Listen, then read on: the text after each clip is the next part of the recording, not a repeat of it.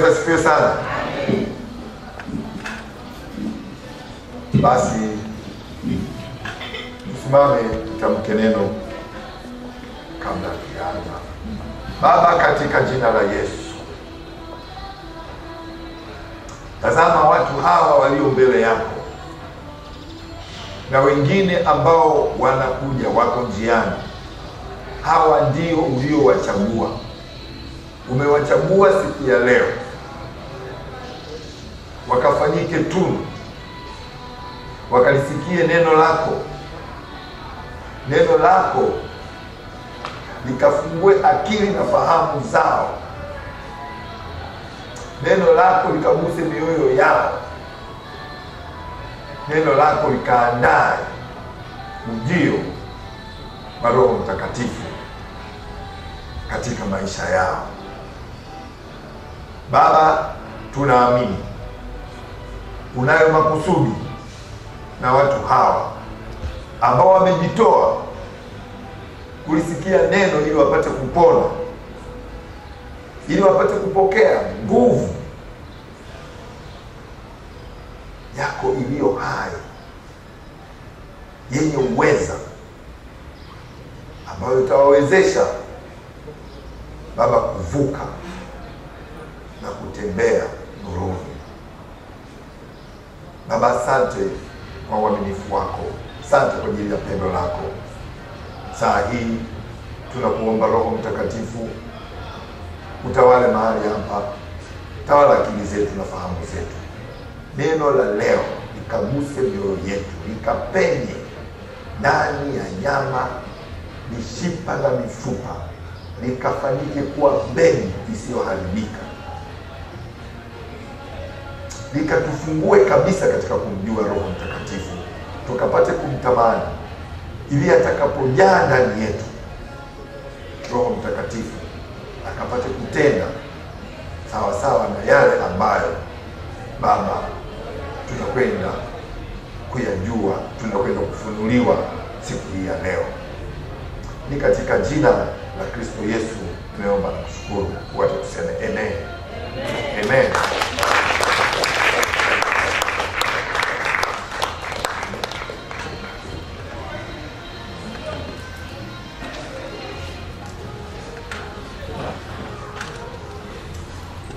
Bwana Yesu asifiwe. Amen. Tunaenda siku ya 3 ya semina yetu na tunaendelea katika kushare neno la Mungu kwa habari ya Roho Mtakatifu. Na kwa kurudia tu mara moja kwa ufupi, ni kwamba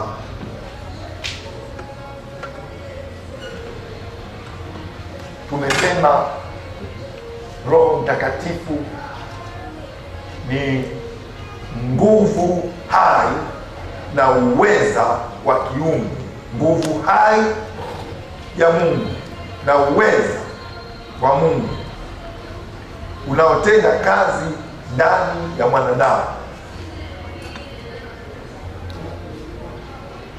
usioonekana kwa macho ya nyama, bali kwa matendo yake. Kwa hiyo Roho Mtakatifu ni nguvu na uweza hai wa Mungu unaotenda kazi ndani ya wanadamu. Bwana Yesu asifiwe. Jana tulipitia katika awamu mbalimbali.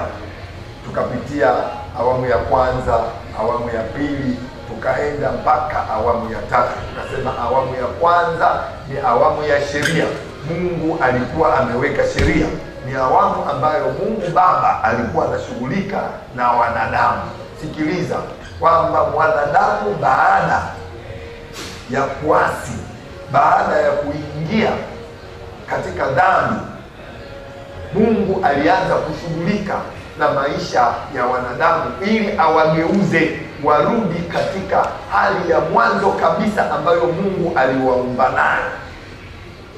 Kwa hiyo kazi ambayo Mungu alikuwa anaifanya ilikuwa ni kuhakikisha kwamba anawarudisha watu kwenye hali ile ile ya mwanzo aliyoumba nayo, kwa mfano wake na kwa sura yake. Kwa hiyo kwanza alipoona wanadamu akili na fahamu zao zimeharibiwa, zimeathiriwa na ile dhambi, ule mfanano, ule ushirika uliokuwa nao na Mungu ukapotea, Mungu alianza kushughulika na maisha ya wanadamu, akawawekea sheria ambazo mtu akivunja anapata adhabu papo kwa papo. Awamu ile ilikuwa inamilikiwa au inashughulikiwa na Mungu Baba mwenyewe. Tumesema Mungu ni mmoja, bali kutenda kazi kwa kutumia nafsi zake tatu. Mungu si watatu. Mungu ni mmoja, bali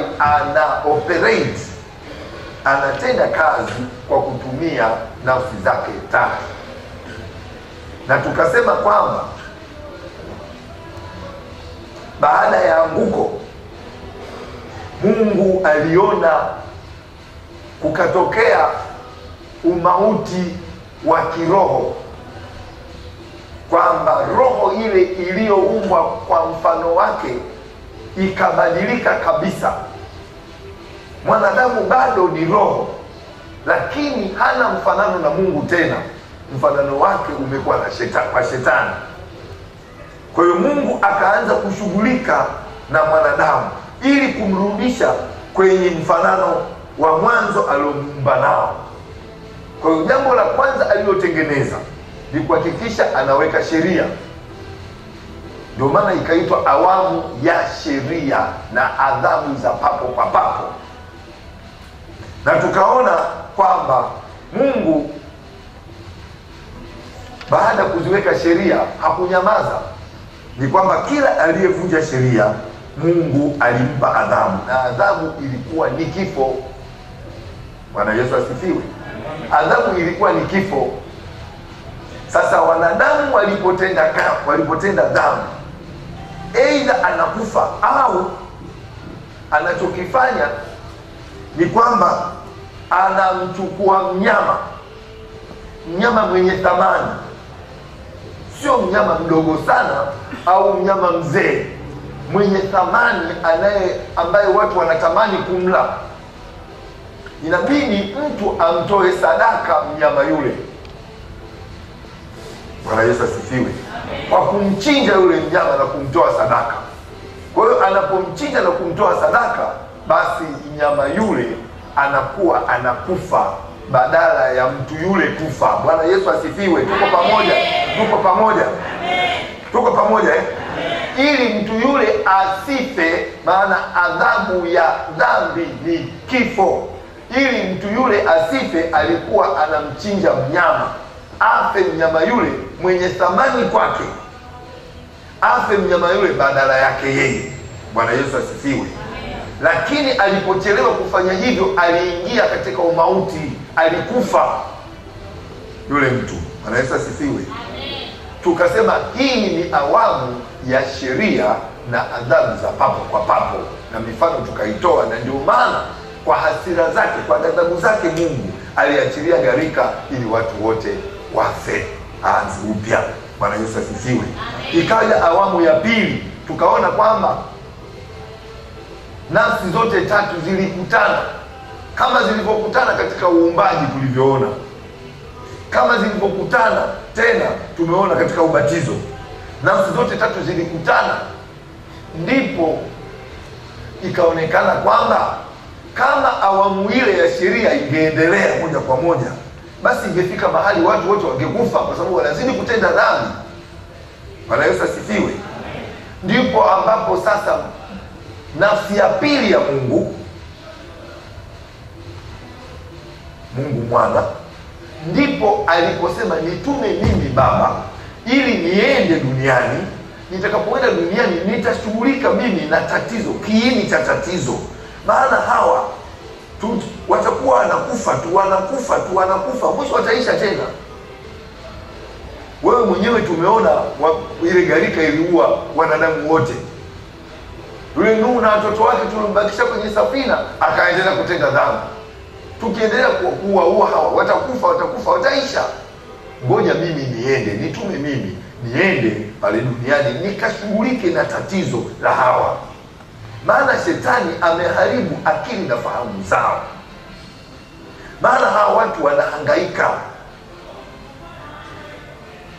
hawajui wafanye nini, akili zao zimepofushwa. Ndipo Yesu akasema nitume mimi, akaja duniani. Lakini tukaona kwamba ujio wa Yesu ndio awamu ya pili, ambayo ilikuwa tunaita awamu ya neema na kweli. Bwana Yesu asifiwe. Neema kwa sababu gani? Yeye ndiye aliyekuja akaja kuondoa zile adhabu za papo kwa papo. Ndio maana nikasema inawezekana ikaonekana kama inapingana na awamu ya kwanza. Lakini kitu kimoja ambacho walikijadili na kukiona hakina mantiki ni kwamba wataendelea kufa tu.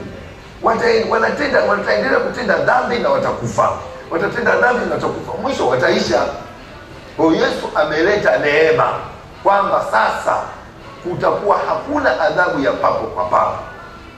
Bwana Yesu asifiwe. Na kuhakikishia ulimwengu kwamba ile adhabu ya kifo ambayo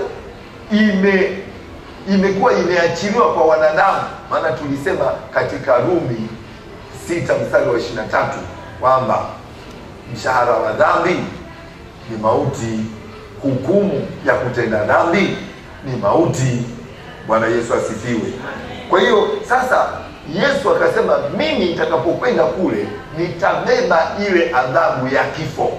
Watakuwa hawana haja tena ya kutafuta hao kondoo na wanyama wawachinje wawatoe kuwa dhabihu. Badala yake mimi nitakuwa dhabihu yao hao wanadamu. Bwana Yesu asifiwe. Kwa hiyo akaleta neema. Ni neema hiyo hiyo ya kutokuwa na adhabu ndio ile ambayo huwa tunaisoma kwenye Warumi 2:4 anaposema au mnadharau wingi wa wema wake na uvumilivu wake na ustahimilivu wake, msijue kwamba Mungu anasubiri mtubu. Ni neema aliyoleta Yesu kwamba adhabu hazitatolewa. Watu ndio sasa wanaendelea kutenda dhambi wakijua hakuna adhabu yoyote wala hakuna kuchinja mnyama. Maana si watu wote tuna wanyama. Bwana Yesu asifiwe. Nirudi nilikotoka. Hiyo nimesema Rumi 2:4 hatusome, tutakwenda kusoma mwenyewe. Lakini ninachosema hivi, kwa hiyo Yesu sasa ambaye ndio nafsi ya pili ya Mungu akasema hivi, ni lazima aje hapa duniani akiwa ameuvaa mwili wa mwanadamu ili apate kusema na mioyo yetu. Ndio maana Waberoya tunasema hivi, Waberoya walikuwa watu waungwana sana, wakilipokea neno kwa uelekevu wa moyo. Bwana Yesu asifiwe. Kwa uelekevu wa nini? Wa moyo.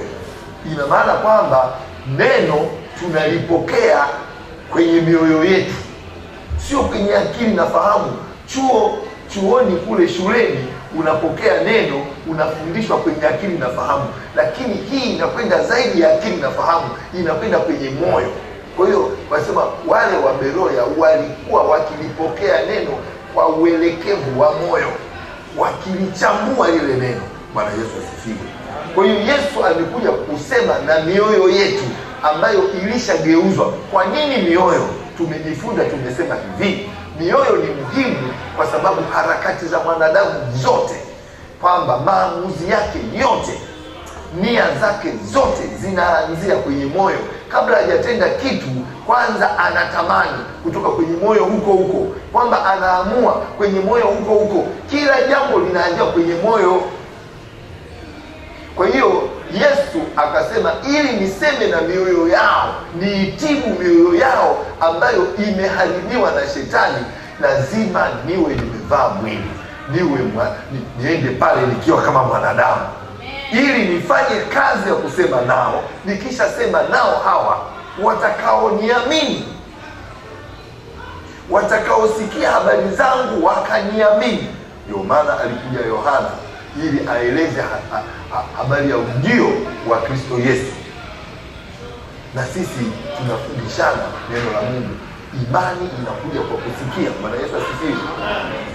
Kwa hiyo anasema anakuja, hawezi kuja kuongea akiwa kwenye hali ya spirit, wakati sisi tuna miili.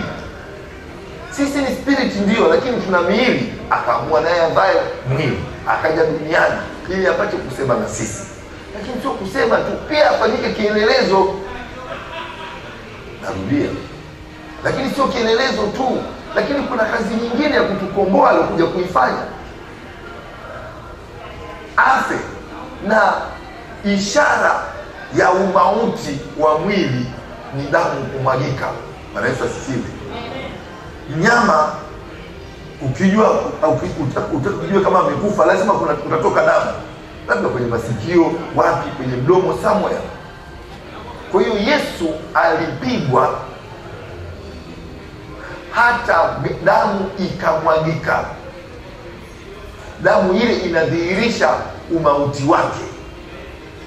Umauti ule ilibidi uwepo ili kusudi badala ya sisi kufa tukamwagikwa damu tukafa, yeye akakubali adhabu ile, akaibeba yeye, akabeba na dhambi zetu. Uzuri wake sasa, hakubeba dhambi peke yake, na sisi na magonjwa pia tupone. Ukisoma Isaya 53 nafikiri 53 ya kusoma 53 utaona kwamba soma pale 53 mpaka 5 pale uone amebeba vitu gani. Isaya sura ya 53 kuanzia mstari ule wa 3. Yes. Alidharauliwa na kukataliwa na watu, mtu wa huzuni nyingi, ajuaye sikitiko, na kama mtu ambaye watu huficha nyuso zao. Alidharauliwa wala hakuhesabu kuwa kitu. Hakika ameyachukua masikitiko yetu. Kachukua masikitiko yetu kwa ajili ya kukubali kufa kwa ajili yetu sisi, akabeba masikitiko yetu. Endelea. Amejitwika huzuni zetu, lakini tulimdhania kuwa amepigwa na Mungu na kuteswa, bali alijeruhiwa kwa makosa yetu. Kwa dhambi zetu sisi akakubali kujeruhiwa, akakubali damu imwagike. Alichubuliwa kwa maovu yetu. Endelea. Adhabu ya amani yetu ilikuwa juu yake, ili sisi tuwe na amani. Ili sisi tuwe na amani, alikubali yeye kuchubuliwa, alikubali yeye kubeba adhabu ili sisi tuwe na amani. Na kwa kupigwa kwake sisi tumepona. Bwana Yesu asifiwe. Amen. Kwa kule kupigwa kwake sisi tunapokea uponyaji. Amebeba vitu vingi mno. Kasome vizuri mistari hii, tutaenda kuona kwamba Yesu sasa alipokuja amebeba vitu vingi sana. Ile huzuni zetu, mateso yetu, mahangaiko yetu akayabeba yeye.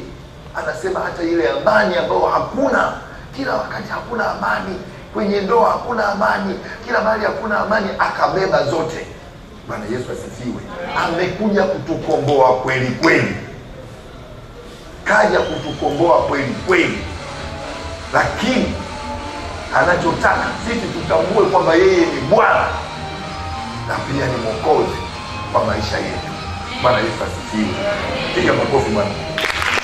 Piga makofi. Sasa tukamwona kwamba Yesu ilibidi aje duniani kwa ajili ya kazi hiyo. Akaubeba, akauvaa mwili wa mwanadamu. Lakini tumeona jana kwamba Yesu hakuweza kuanza huduma bila uwepo wa Roho Mtakatifu ndani yake. Pamoja kwamba na yeye ni nafsi, ile ile ya Mungu, lakini hakuweza kuanza huduma bila uwepo wa Roho Mtakatifu ndani yake. Bwana Yesu asifiwe. Kwa sababu gani? Tumejifunza kwamba Baba anatoa ono, Bwana Yesu analitengeneza lile ono lifanane na lile wazo la Mungu. Mtekelezaji ni Roho Mtakatifu. Bwana Yesu asifiwe. Sio tulivyojifunza. Kwa hiyo anamhitaji mtekelezaji ndani yake, na yeye anamhitaji. Ndio maana kabla hajaanza huduma, wakati wa ubatizo wa maji mengi, tukaona alisubiri Roho Mtakatifu amjilie ndani yake. Bwana Yesu asifiwe. Na tunaona sehemu nyingi kusoma Biblia, anasema Yesu akiwa amejaa Roho alifanya hivi na hivi na hivi. Akiwa amejaa Roho amefanya hivi na hivi. Sehemu nyingi sana utaona, hasa kwenye kitabu cha Yohana, utaenda kuona akiwa amejaa Roho. Kumbe na yeye alimuhitaji Roho ndani yake ili aweze kutenda yale ambayo alikuwa anayatenda. Bwana Yesu asifiwe. Maana yule ndio mtekelezaji. Tumesema Roho Mtakatifu ni nguvu hai na uweza wa Mungu unaotenda kazi ndani ya mwanadamu. Bwana Yesu asifiwe. So long as ameuvaa mwili wa mwanadamu, alimuhitaji Roho Mtakatifu. Na nielewa, alimuhitaji Roho Mtakatifu kwa sababu ameuvaa mwili, ili na sisi, Bwana Yesu asifiwe, ili na sisi tuige kutoka kwake. Si kielelezo chetu yule, kila alichokitenda yeye na sisi tutamani. Yeye ni Mungu, alikuwa hana haja kubatizwa, lakini amebatizwa ili sisi tutambue umuhimu wa kubatizwa. Bwana Yesu asifiwe. Alimpokea Roho Mtakatifu ili na sisi tutambue umuhimu wa kuwa na Roho Mtakatifu ndani yetu katika maisha yetu. Bwana Yesu asifiwe. Kwa hiyo alikuwa anatenda vitu vingi. Alijinyenyekesha, alijishusha, akadharauliwa, ameacha mbingu, akaona kuwa kwake ni Mungu si kitu muhimu, akajishusha, akawa mwanadamu.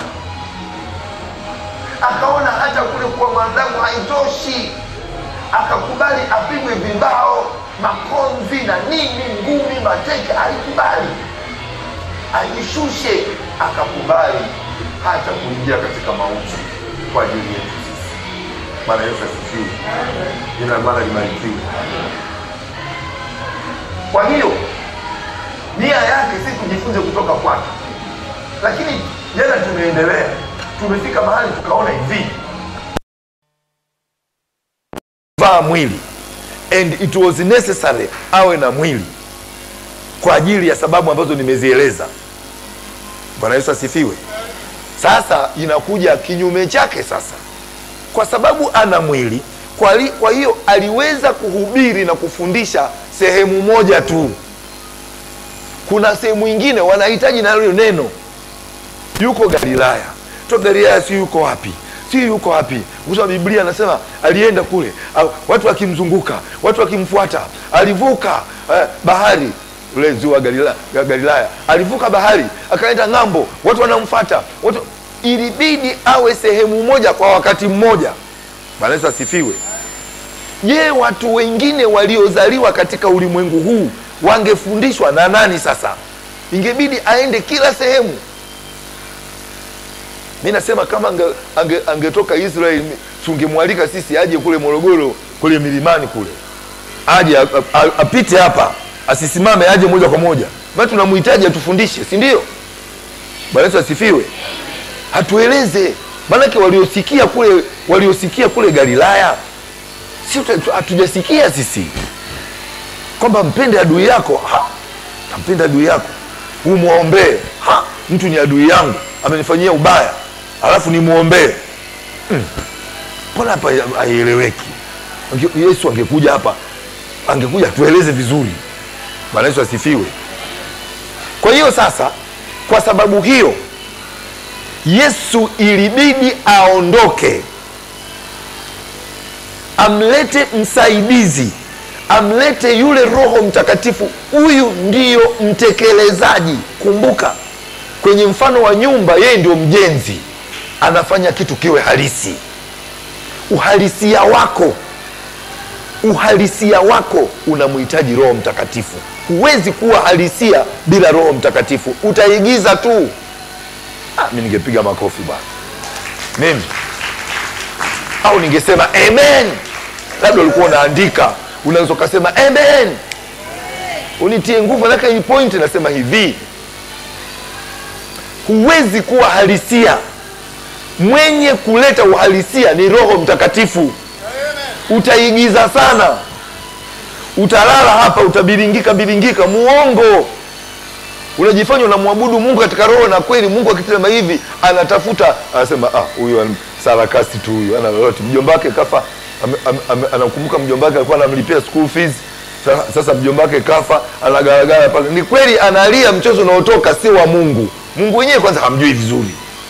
Bwana Yesu asifiwe. Unamhitaji Roho Mtakatifu ili umtafakari Mungu kwa undani wake, ukaona ukuu na uweza wake, halafu ukaanza kutafakari, hivi mimi ni nani mpaka naendelea kuishi hata sasa? Mimi ni nani? Bwana Yesu asifiwe.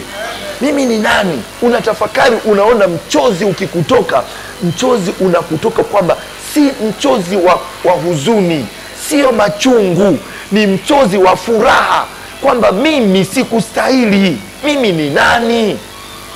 Bwana Yesu asifiwe. Hata unapomshukuru Mungu, unamshukuru Mungu kwa machozi. Kwa nini machozi yanakuja? Kwa sababu unaona kwamba hujui umshukuru vipi huyu Mungu jinsi alivyokushangaza. Lakini anayeweza kuleta uhalisia huo ni huyu Roho Mtakatifu. Huyu ndio mtekelezaji, huyu ndio mtendaji, huyu ndio anayetenda kazi ndani ya mwanadamu. Kazi anayoitenda haionekani kwa macho ya nyama, bali kwa matendo yake. Bwana Yesu asifiwe. Ni yeye anayebadilisha kauli zako.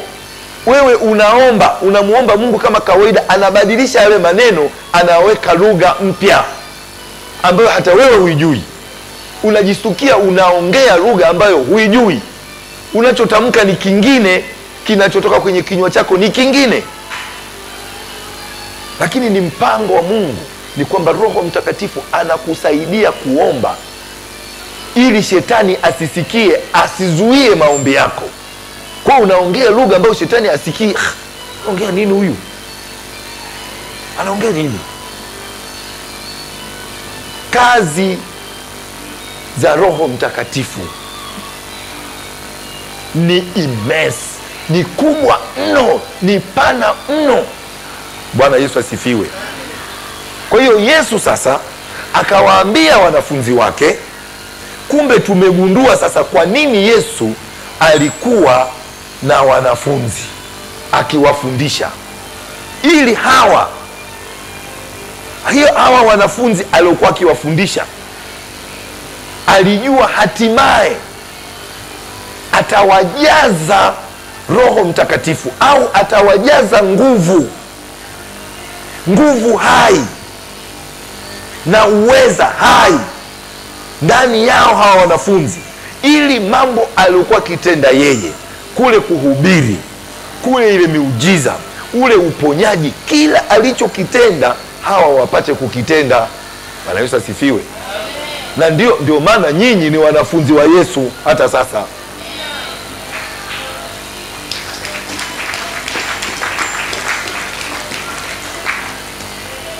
Ili pamoja na kutengeneza mioyo yenu, pamoja na mimi, pamoja na kutengeneza mioyo yetu, tupate kutenda kazi zile zile ambazo yeye amezitenda.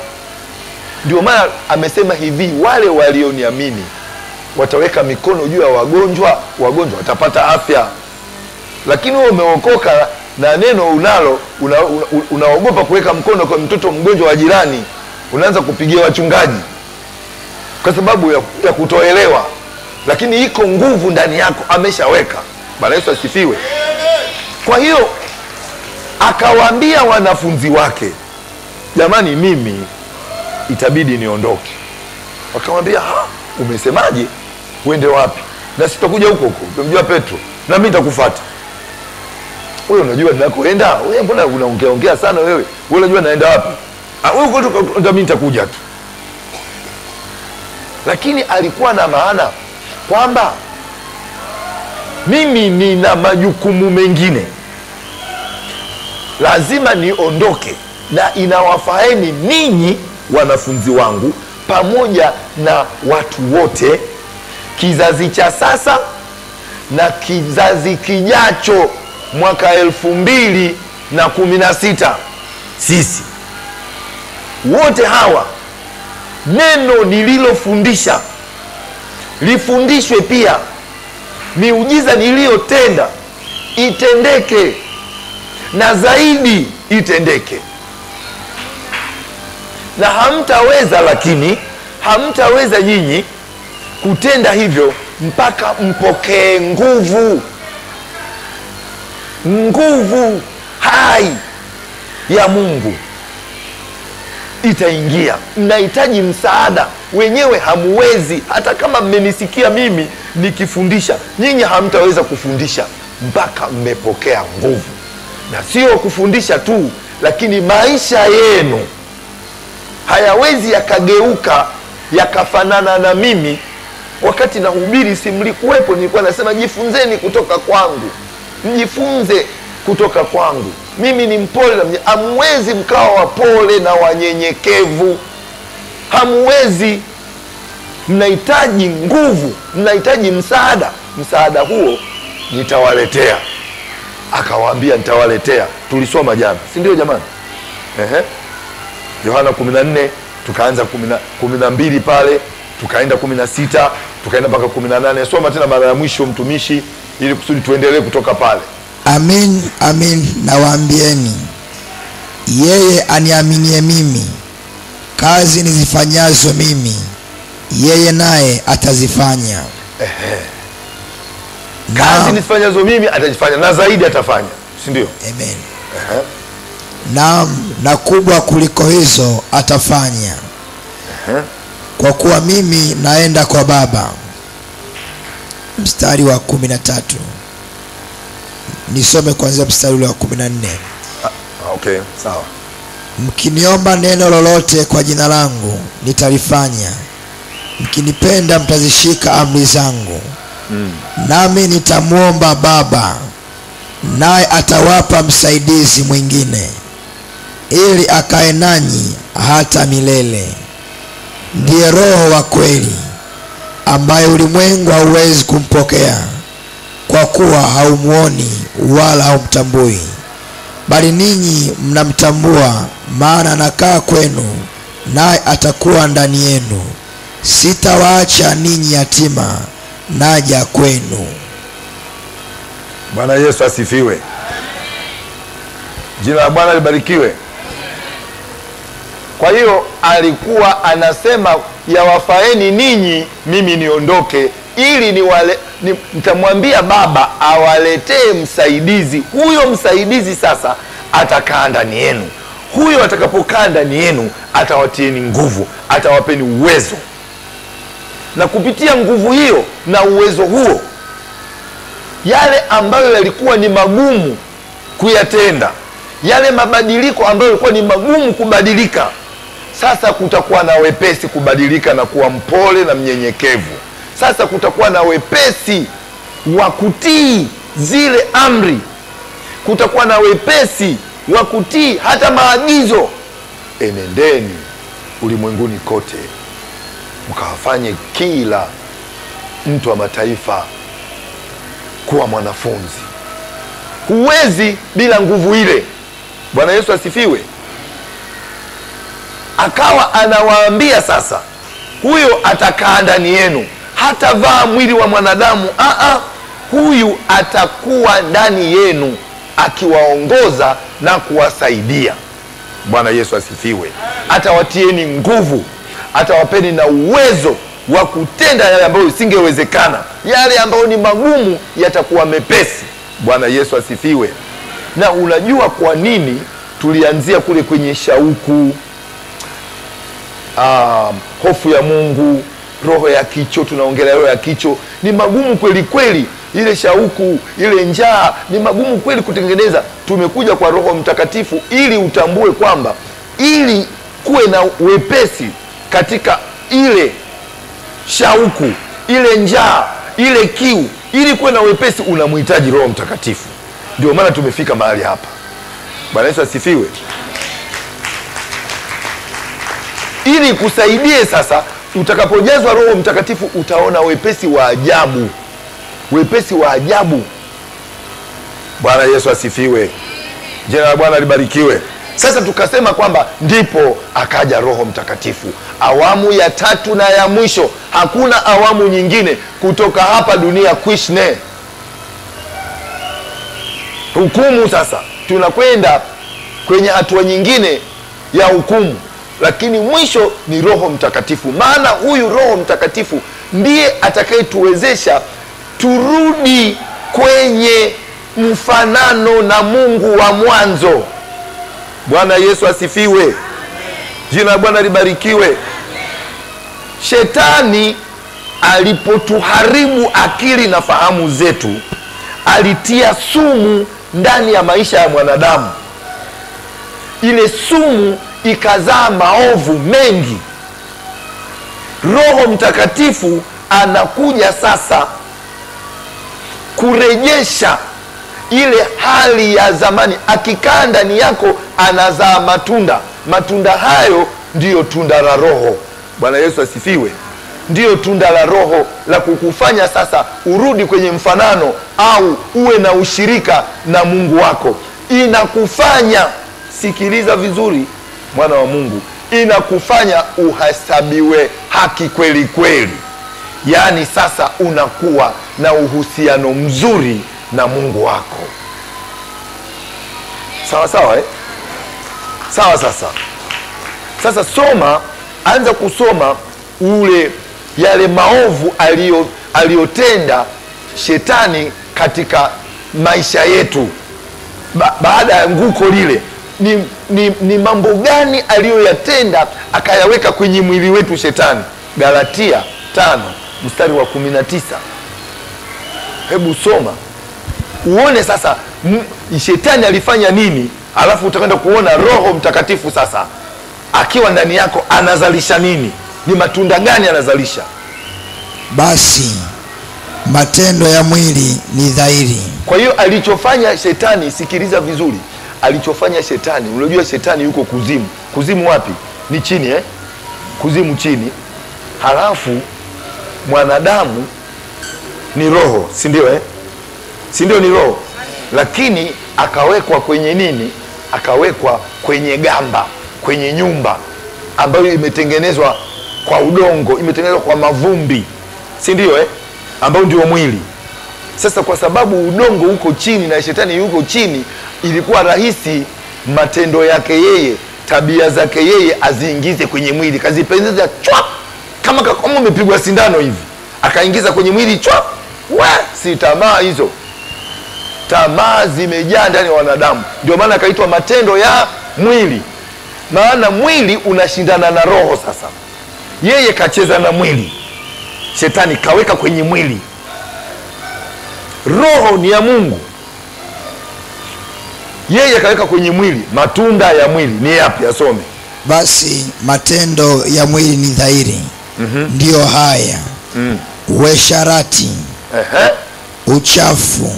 Unaona shetani alivyoingiza uasherati mle ndani, kaingiza kwenye mwili uasherati. Tamaa ya uasherati ni kali kweli kweli.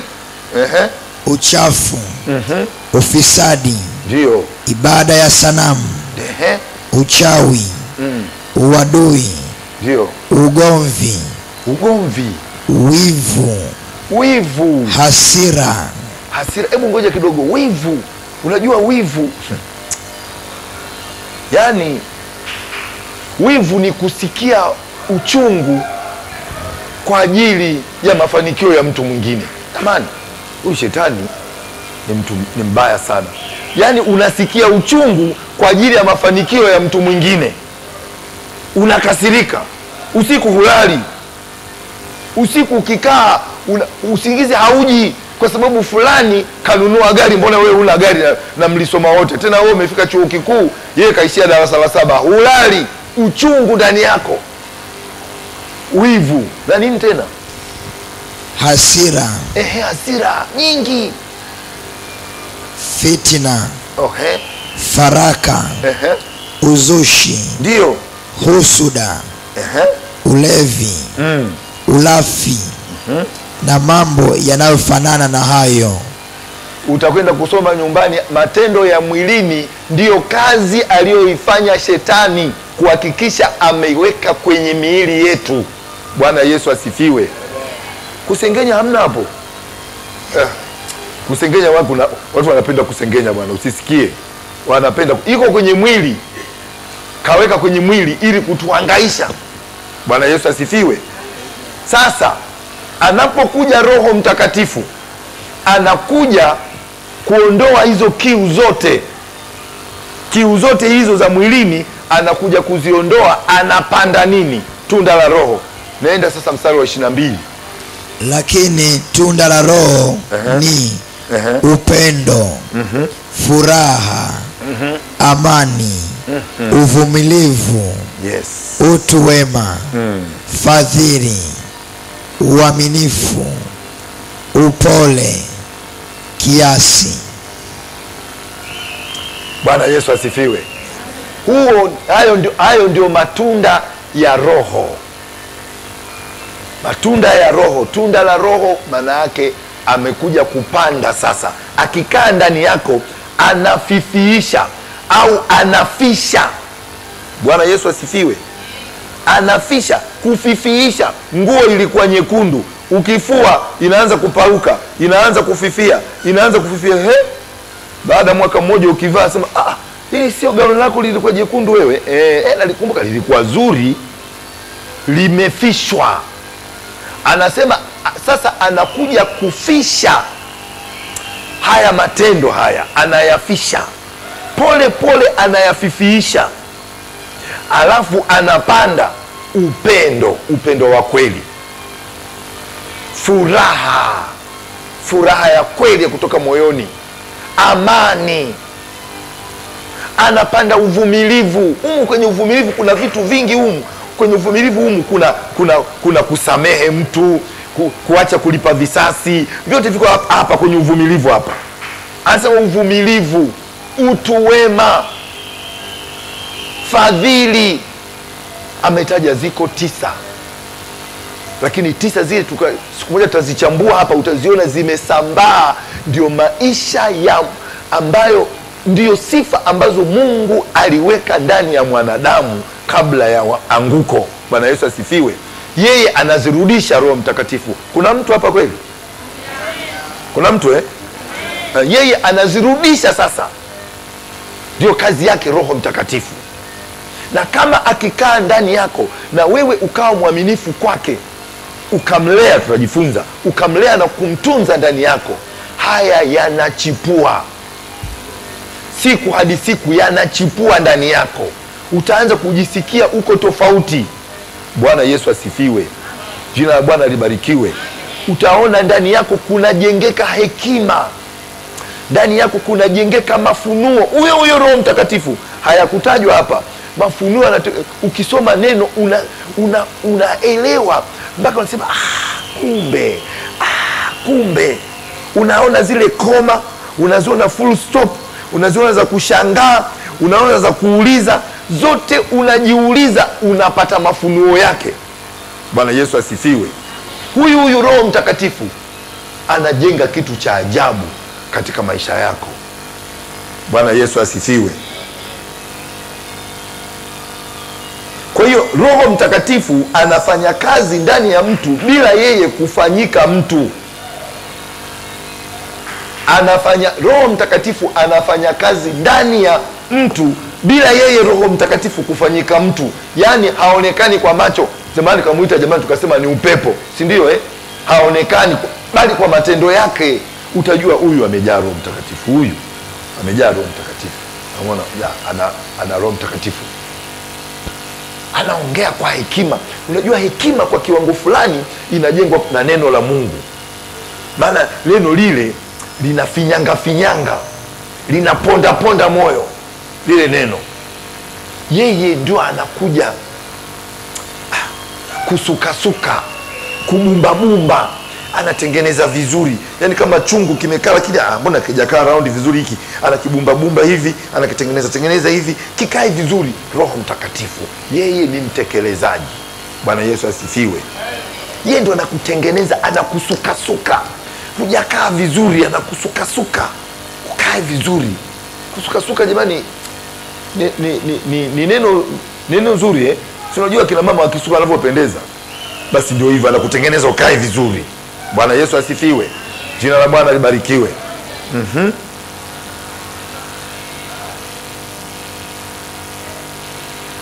Umuhimu wa kuwa na Roho Mtakatifu. Umuhimu wa kuwa na Roho Mtakatifu. Ni muhimu watu watambue kuwa Roho Mtakatifu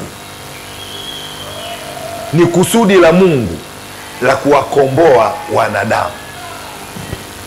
Watu watambue kwamba Roho Mtakatifu ni kusudi la Mungu la kuwakomboa wanadamu.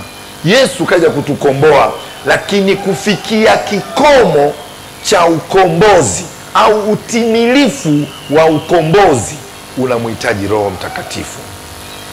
Bwana Yesu asifiwe. Yesu amekutoa kwenye hatari ya kwamba mwili wako utakapokufa, mwili wako utapoingia katika umauti, wewe utaenda wapi? Roho Yesu anakupa uwezo, anaandaa uwezo wa wewe kurudi mbinguni. Na ndio maana tunasema andika jina langu kwenye kitabu cha hukumu, futa jina langu kwenye kitabu cha hukumu, kwenye kitabu cha kuzimu. Andika jina langu kwenye kitabu cha mbinguni, kitabu cha uzima. Jina linaandikwa kwenye kitabu cha uzima, lakini haikuhakikishii kwenda uzimani. Lakini kuna mchakato. Yeye kakutoa kule kakuleta huku, halafu kaachia nguvu fulani ya mwanzo kabisa kwamba umezaliwa upya. Sasa unatakiwa uchukue hatua. Wa kukupeleka mbinguni ni Roho Mtakatifu. Ushindi wowote wa kimwili au wa kiroho, vyote vinategemea Roho Mtakatifu. Bwana Yesu asifiwe. Bwana Yesu asifiwe. Kwa hiyo watu lazima wafahamu umuhimu kwamba hili ni kusudi la Mungu la kuwakomboa wanadamu, au ni kusudi la Mungu la kufikia utimilifu wa ukombozi wa mwanadamu. Maana Yesu katukomboa, yes, lakini there is another step. Kuna hatua nyingine lazima tupite. Bwana Yesu asifiwe. Wakristo wengi hawaelewi kungekuwa na tofauti gani kama kusingekuwepo Roho Mtakatifu hapa duniani. Narudia, Wakristo wengi hawatambui kungekuwa na tofauti gani kama asingekuwepo Roho Mtakatifu. Hawatambui.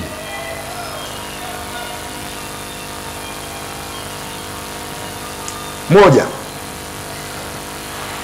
kazungumza habari ya umuhimu. Ni mpango wa Mungu, Roho Mtakatifu ni mpango wa Mungu wa kuwaongoza watu katika njia ambazo ameziandaa. Ni mpango wa Mungu wa kuwaongoza wanadamu kwenye njia alizoziandaa ili watu waende mbinguni. Israeli walipokitoka Misri kuelekea Kanaani, kama unakumbuka, nilisema pale mwanzo, mchana kulikuwa na wingu wanalitazama, usiku ilikuwa ni moto wanautazama. Ukielekea hivi wanageuza njia, wanaenda hivi. Ikipiga kona inaelekea hivi, kile kimoto nao wanapiga kona, wanaelekea hivi. Ikisimama nao wanasimama. Jamani imesimama, tupige kambi hapa. Wanapiga kambi. miaka miwili. Na ndivyo Mungu alivyokuwa anawaongoza, maana walikuwa hawajui waelekee wapi. Wapi ni Kanaani, walikuwa hawawezi kujua. Musa akamwambia tutaongozwa na ile wingu mchana na usiku tutaona moto pale, tutuongoza kwenda Kanaani. Bwana Yesu asifiwe.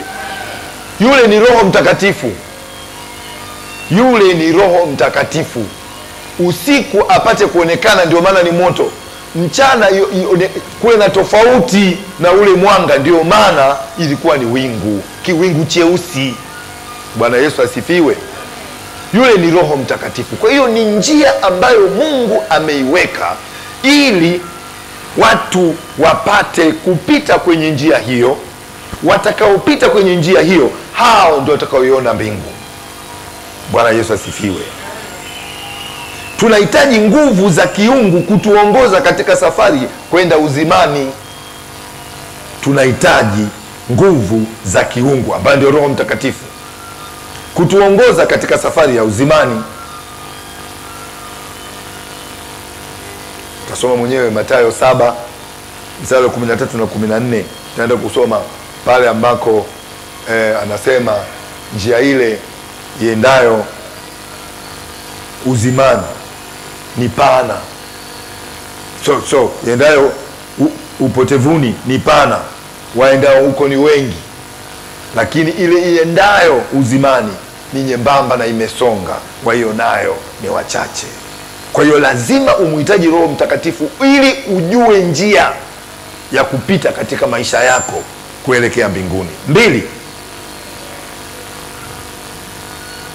sisi wanadamu hatuwezi kumjua Mungu kwa jinsi alivyo, wala mipango yake juu yetu kwa akili zetu na fahamu zetu. Hatuwezi.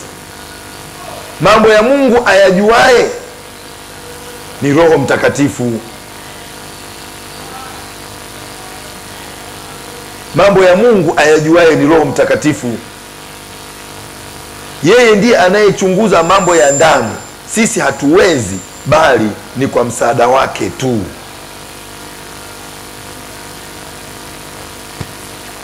Roho Mtakatifu ni kama mama kwenye nyumba. Kwenye nyumba mama, unajua, ndio anamfahamu baba. Mama ndio anamfahamu baba. Siku baba yuko mudi sana, ana hasira fulani hivi, sijui sasa Rais Magufuli sijui kamtumbua sijui vipi, ana hasira zake. Anayemjua mama asema leo moto leo. Huyu sasa mtoto katoka kucheza mpira huko, uniform yenyewe kanunua juzi tu, wiki iliyopita, na watu wanatumbuliwa na yeye anachunguzwa. Halafu sasa mtoto anakuja, lazima apite kwa mama. Akienda moja kwa moja kwa baba, baba atamfokea. Yaani nimenunua uniform juzi, umecheza mpira, umeanguka, imechanika, ninunue nyingine mimi leo? Lete kiboko changu. Kiko wapi kiboko changu? Lete kiboko. Lakini yeye anakwenda kwa mama. Mama, nilikuwa nacheza mpira, nikaanguka. Unaona nishanika. Wewe baba kanunua juzi wewe. Sasa ngoja. Usimwambie wewe. Ndio amekauka. Mama tunaambia watoto wa siku hizi bwana. Yaani watoto wanapenda mpira, hata wavulana nao tena sana mpira. Wakati uko Ulaya wakicheza mpira vizuri na wanapata hela watu. Kama mwanetu huyu kwa mpira. Yaani kwa mpira kwa kweli. Mimi naona atakuja kucheza mpira Ulaya huyu. Mimi namuona anapenda sana mpira huyu mtoto. Tumtazame vizuri, anaweza akapata baadaye akaja akawa mcheza mpira huyu. Sasa mwenzio kachana shati. Bwana Yesu asifiwe. Kwa hiyo ameipooza. Lakini baba shati limechanika we. Sasa Roho Mtakatifu anamjua baba. Bwana Yesu asifiwe. Anajua umuombe vipi ili apate kukujibu. Sio umekazana sema wewe unalalamika. Acha kulalamika. Mungu halalamikiwi. Wewe umeomba ugonjwa upone, ugonjwa upone. Ugonjwa huu umekuja kwa sababu ya dhambi. Jamani, tunakumbuka mshahara wa dhambi ni mauti. Si unakumbuka? Ligonjwa hili litakuua.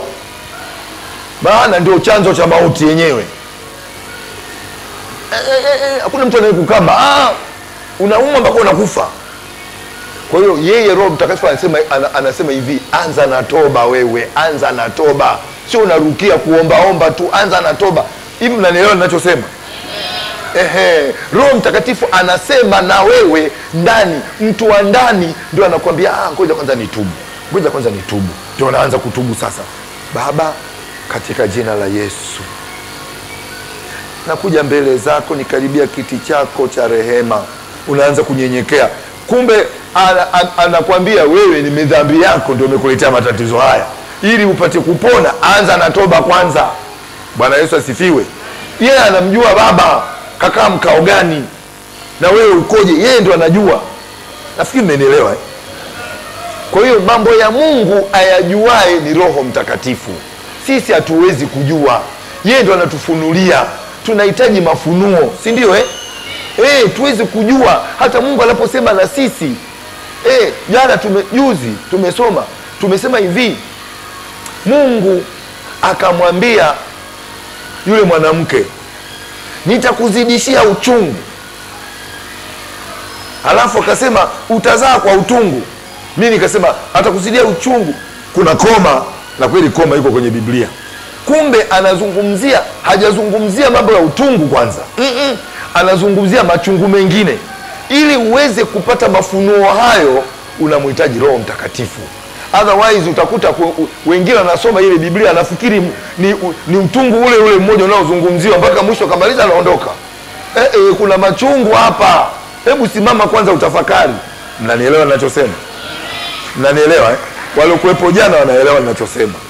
Kwa hiyo hata neno la Mungu kufunuliwa, vile vilivyositirika, vilivyofunikwa, vilivyofichwa, huwezi kuvijua wewe bila Roho Mtakatifu. Yeye ndio anakufunulia. Bwana Yesu asifiwe. Naweza nikasema mimi nimefunuliwa, nikafanyika kuwa mwalimu na kuja kufundisha. Bwana Yesu asifiwe. Jina la Bwana libarikiwe. Jina la Bwana libarikiwe. Kwa hiyo kumbe ni mpango wa Mungu. Ni mpango wa Mungu kwamba yeye atufunulie pale kwenye ugumu, aachilie wepesi. Bwana Yesu asifiwe. Anakuja pia kutufunulia yale tuliyokirimiwa, karama. Roho Mtakatifu ndiye anayetoa karama kwa ajili ya watu wake. Bwana Yesu asifiwe. Karama zote zinatolewa na yeye. Tutakuja kwenye karama mbele ya safari. Wewe ni mchungaji, wewe ni mwalimu, wewe ni nabii. Hiyo roho ya unabii ailetayo ni yeye, Roho Mtakatifu. Yeye ndio anayegawa karama za kila mmoja. Na kumbuka, ukiokoka tu iko karama ndani yako. Bwana Yesu asifiwe. Kila mmoja ana karama yake. Kila mmoja ana wajibu wa kumtumikia Mungu. Ana wajibu wa kutumika katika ufalme wa Mungu. Ipo karama. Unaweza ukaikalia karama yako, usiijue kwa sababu Roho Mtakatifu hayuko ndani yako. Bwana Yesu asifiwe. Lakini lazima utafute kuijua karama yako. Hukuja hapa ukaekae, uchekecheke, uchezecheze alafu ufe tu. No, umekuja hapa lazima umtumikie Mungu. Wewe unakaa unaweweseka tu, macho ngasu ngasu, unaweweseka tu. Unaweweseka alafu ufe basi. Haiwezekani. Ndio mpaka tunakuwa wazee hapa, lazima tujue tunamtumikia Mungu vipi. Yaani mimi nimekuja tu hapa, nimekaa tu hapa duniani. No. Wewe ni akili. Tafuta kitu cha kufanya ni nini? Umtumikie sehemu gani? Na ukitaka kuijua Roho Mtakatifu anafanyaje, unajua? Anakufanya upate kutenda kazi ile kwa furaha na moyo wa shukrani, bila hata malipo. Yaani hudai malipo. Kama unaimba hapa, unaenjoy kumwimbia Mungu. Wakiambia kuimba nyimbo za kule kwa mataifa, huenjoy kabisa. Yani lakini hapa unakuja kuimba. Ndio maana hawa sio wasanii, hawa hawaigizi, hawa ni halisi. Bwana Yesu asifiwe. Jamani, mimi silipi mshahara. Bwana Yesu asifiwe. Lakini wakwambia hivi, hao unaona wachungaji hao, akiambiwa bwana uende Tanga, unahitaji uende kahubiri, wanafunga vilago, hata nauli hawana, wanafunga vilago, wanaelekea Tanga. Akifika kule Tanga, hata kama chakula hakuna, anaenda kuhubiri kwanza, alafu aone kama kuna mtu ambaye atampa chakula ale. Ana enjoy kule kuhubiri, ana enjoy kule kufundisha. Bwana Yesu asifiwe. Una enjoy ndani yako, unasikia una amani, uko tayari kufanya kile kitu bila malipo, na unajitoa na hela zako unazitumia mle na ulipwi. Hiyo ndio karama uliopewa. Bwana Yesu asifiwe. Roho Mtakatifu ndio anagawa, halafu yeye anakuachilia amani na furaha na moyo wa shukrani. Unajaa ndani yako kwa ile kitu unachokifanya ambacho mwingine angedai mshahara, wewe udai mshahara kabisa. Unakuja mazoezi, wanakuja mazoezi si mara ngapi kwa wiki, wanakuja nani anawalipa? Wanakuja tu wana enjoy. Alafu akisimama akimwimbia Mungu hapa, wamefunga macho, wengine wanacheza, wanakwenda hivi, wanaringa, wanafanya nini, wana enjoy. Kwa sababu karama, Roho Mtakatifu anatenda kazi. Unamhitaji huyu Roho Mtakatifu ili ufanye kazi yako, kazi ya Bwana bila malipo. Kumpokea Roho Mtakatifu ni kupokea nguvu ya kufanya mambo ya Mungu kwa wepesi. Bila Roho Mtakatifu huwezi kufanya kazi za Mungu kwa ukamilifu wake. Hiyo ilikuwa 3. 4. Roho Mtakatifu hutupatia tabia za Mungu katika maisha yetu, kuzalisha tunda la Roho. Nimeshazungumzia Roho Mtakatifu hutupatia tabia za Mungu katika maisha yetu, ile ambayo nimezungumzia tayari. 5. Roho Mtakatifu ndiye anatufanya watakatifu. Roho Mtakatifu hutufanya watakatifu, ambao bila huo hatuwezi kumuona Mungu. Waebrania 12:14. Anatufanya tuwe watakatifu. Unajua utakatifu ni nini? Utakatifu ni kuwekwa wakfu au kutengwa kwa ajili ya Mungu. Kutengwa kwa ajili ya Mungu. Watu wengine wanafikiri kwamba watakatifu hawatendi dhambi. Mtakatifu anaweza kutenda dhambi kwa sababu asili ya dhambi iko ndani yake, lakini tofauti yake ni kwamba anaumia mno ndani yake, anaugua akitatenda dhambi, anaugua, lazima atatafuta kutubu mapema sana, maana Roho Mtakatifu ndani yake. Huyu Roho Mtakatifu akiwa ndani yako ana majina. Kuna jina moja linaitwa dhamiri, sio dhamira. Dhamiri. Hii dhamiri ndiyo mtu wa ndani ambaye anasema nawe. Unapokuwa umetenda dhambi bila kukusudia, moyo unalipuka, hautaki kutulia, unasikia maumivu ya moyo, unaugua, mpaka utakapotubu ndio moyo unatulia. Huyo ndio mtakatifu, anakufanya uwe mtakatifu. Bwana Yesu asifiwe.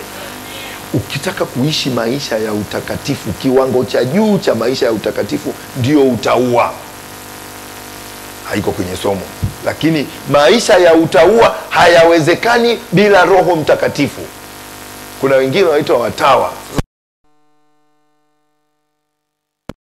Mimi sio kazi yangu, lakini nasema hivi, watawa ni wale wanaishi maisha ya utaua. Maisha ya utaua ni kiwango cha juu cha utakatifu. Bwana Yesu asifiwe. Tutajifunza mambo yote haya tutakuja kujua. na watakatifu walioko duniani ndio wanaompendeza Bwana. Kwa hiyo wapo. Roho Mtakatifu hututia muhuri ili tuwe mali ya Kristo, milki ya Mungu. Ukiwa na Roho Mtakatifu ni sawa sawa na kupigwa muhuri. Kupigwa muhuri kwamba hii ni mali ya ofisi fulani, hii ni mali ya Beroya, au Beroya tumeridhia ana uhusiano kamili na Beroya. Piga muhuri wa Beroya. Bwana Yesu asifiwe.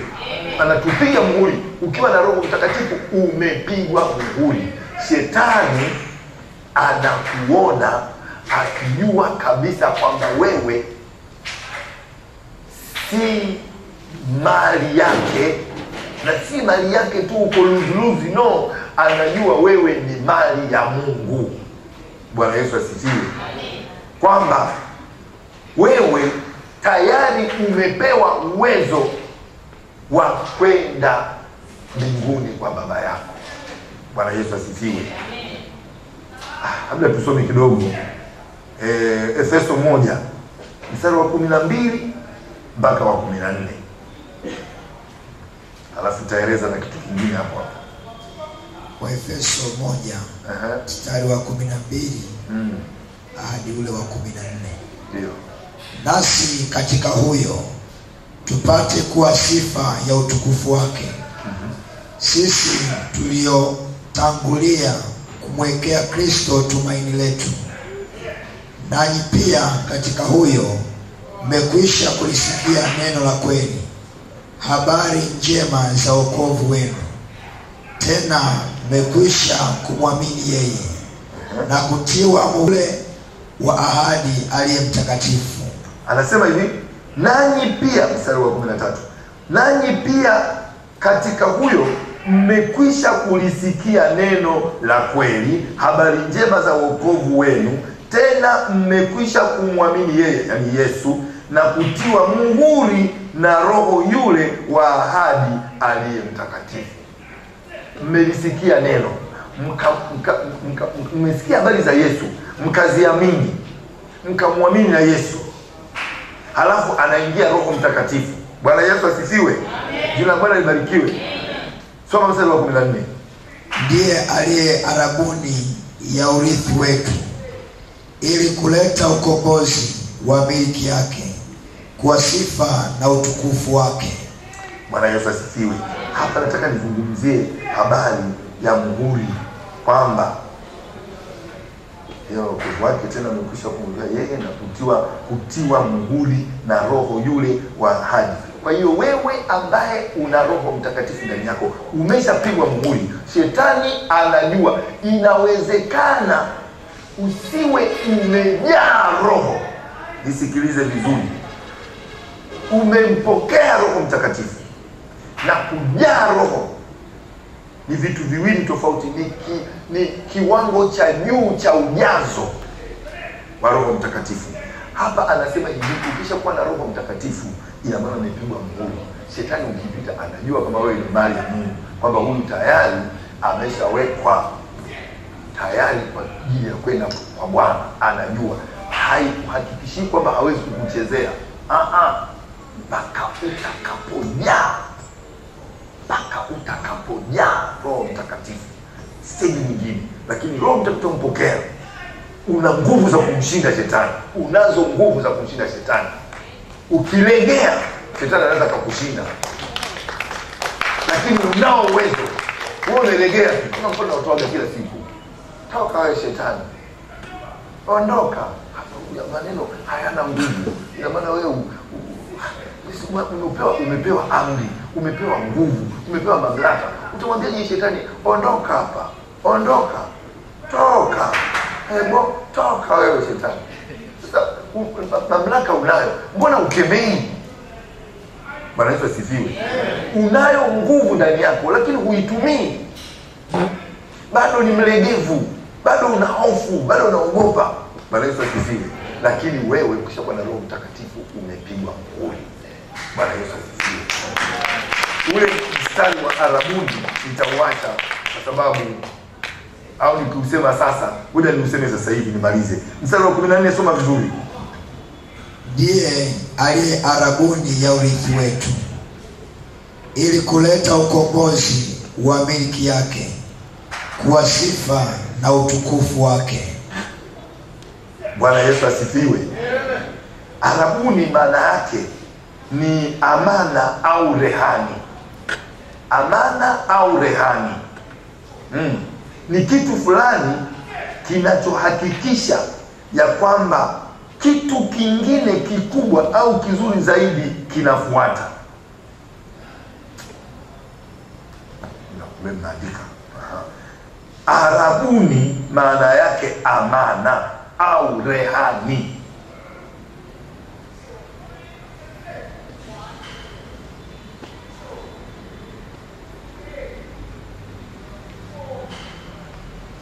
Bwana Yesu asifiwe.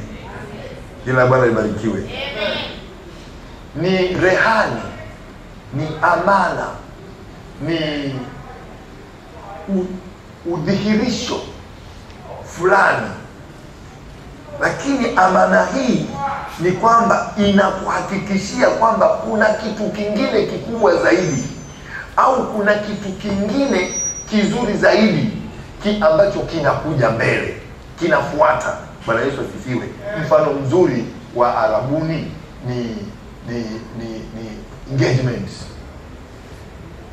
Amos anasema kweli. Engagement. Unaona bwana? Engagement ni kwamba unamvika msichana pete ya uchumba. Ni sherehe kubwa, watu wanasherehekea. Yule msichana anaita rafiki zake, na mvulana anaita rafiki zake, wengine wanaita na wachungaji wanawaita, na wazee wachache wanawaita, ili kuonyesha kwamba nakwenda kufanya tendo moja zuri sana mbele za Mungu. Bwana Yesu asifiwe. Lakini engagement au ile pete, maana yake ni kuhakikisha kwamba kuna kitu kizuri kinachokuja mbele, kuna kitu kikubwa zaidi ya hiki kinakuja mbele, yani ndoa, si ndio? Si ndio? Aha. Kwa hiyo tunapozungumzia arabuni ya urithi, tunazungumzia kwamba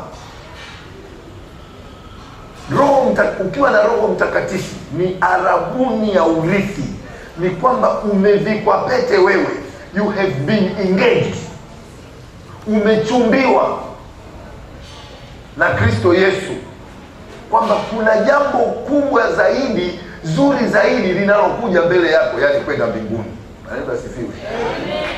Sawa Unaeleweka? Hebu soma mstari tena. Maana watu wanaweza kusoma mstari wasielewe. Huo mstari ni mgumu, bila mafunuo huwezi. Usome mstari wa 14. Ndiye aliye arabuni ya urithi wetu. Arabuni ya urithi wetu, yani ni rehani, au niseme ni uthibitisho wa urithi wetu. Ni uthibitisho wa urithi wetu, ili kuleta ukombozi wa milki yake, kwa sifa na utukufu wake. Amen. Kwa hiyo ina maana kwamba unapokuwa na Roho Mtakatifu unakuwa umevikwa pete ya uchumba na Kristo Yesu, kwamba unahakikishiwa kwamba mbele kuna kitu kikubwa zaidi, yani kwenda mbinguni. Sasa lazima ni kwenye uchumba, ukimchumbia msichana, ukimvisha pete, unajua lazima atulie. Lazima atulie kwa kweli. Haiwezekani unakuta kwenye kona sikavishwa pete juzi tu. Sio yeye. Ukimulika na tochi hivi, asiye ni yeye bwana. Asiye hajatulia. Lakini sio yeye tu, na wewe mwenyewe lazima utulie. Anaweza sifiwe. Si ndio Kwa hiyo sasa ina maana kwamba ukisha kuwa na Roho Mtakatifu, ina maana umevishwa pete ya kwenda mbinguni.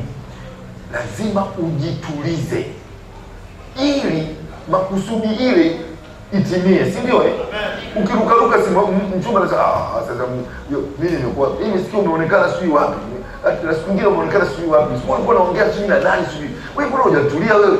Bana sitaki Uongo. Bwana Yesu asifiwe. Kwa hiyo na sisi tunapokuwa na Roho Mtakatifu lazima tutulie, tumkumbatie Roho Mtakatifu, tuhakikishe haondoki, hatuchomoki. Bwana Yesu asifiwe. Na ndio somo litafuata kesho, tuende kujifunza habari za jinsi ya kumtunza Roho Mtakatifu ili asiondoke. Usiwe mapepe sasa. Roho Mtakatifu kaingia ndani kwa mapepe, utulii.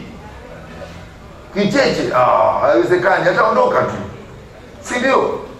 Bwana Yesu asifiwe.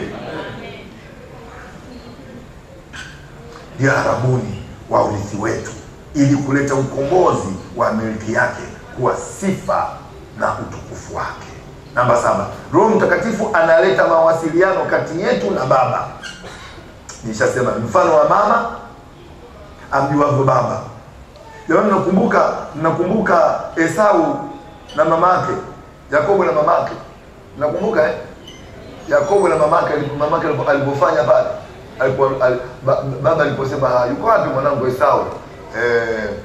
Aenda kaniletee nyama, nataka nikubariki. Aliposikia yule mama, wewe hapo njoo. Mama nini njoo wewe? Njoo baba nataka kumbariki Esau, sasa sikiliza. Nakumbuka basi. Roho Mtakatifu ndivyo anavyosema na wewe. Anakualert mapema. Kuna vitu vinakuja. Kuna hiki na hiki. Baba anapendezwa na hiki. Anakuhukumu, anakusuta, anahangaika na wewe ili ile ndoa, ule uchumba usivunjike, ndoa ije kweli. Bwana Yesu asifiwe. Piga makofi kwa Bwana Yesu.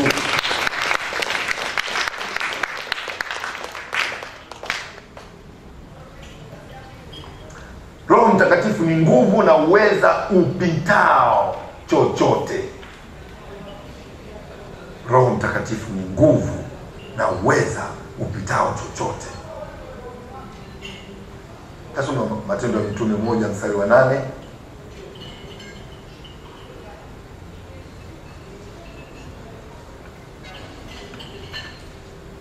Lakini mtapokea nguvu akisha kuajilia juu yenu Roho Mtakatifu, nanyi mtakuwa mashahidi wangu katika Yerusalemu na katika Uyahudi wote na Samaria na hata mwisho wa nchi. Hapa Yesu baada ya kufufuka alirudi tena kuja kuongea na wanafunzi wake, akawaambia tulieni hapa, bakini hapa, msiondoke Yerusalemu mpaka mvikwe nguvu. Nguvu alikuwa akizungumzia ni ya Roho Mtakatifu. Maana akasema nitawaleteeni msaidizi. Bwana Yesu asifiwe. Hebu soma Luka 24 mstari wa 49. Luka 24 mstari wa 49. Luka 24 mstari wa 49. Na tazama, nawaletea juu yenu ahadi ya Baba yangu. Baba aliahidi. Yoeli 2 mstari wa 28. Tulijifunza kwamba Mungu kwenye Agano la Kale kule aliongea na nabii Yoeli, akamwambia hivi, hizi nguvu hai za kiungu ninazoachilia kwa watu kwa ajili ya makusudi maalum, ipo siku nitaziachilia kwa kila mwenye mwili, awe ni mwanamke ni mwanaume. Kama mnakumbuka Yoeli 2 mstari wa 28. Hapa Yesu anathibitisha tena kwa wanafunzi wake. Anawaambiaje? Na tazama, nawaletea juu yenu ahadi ya Baba yangu. Baba alishaahidi huko nyuma kupitia Yoeli. Lakini kaeni humu mjini hata mvikwe uwezo utokao juu. Kuna uwezo, kuna nguvu zitokazo juu ambazo Baba aliahidi ataziachilia kwa kila mwenye mwili. Sasa nataka niwaachilie sasa zile nguvu na uweza wa kutoka kwa Mungu ambao naachilieni juu yenu. Subirini hapa Israeli. Ndio sasa somo moja Matendo ya Mitume 1:8 sasa.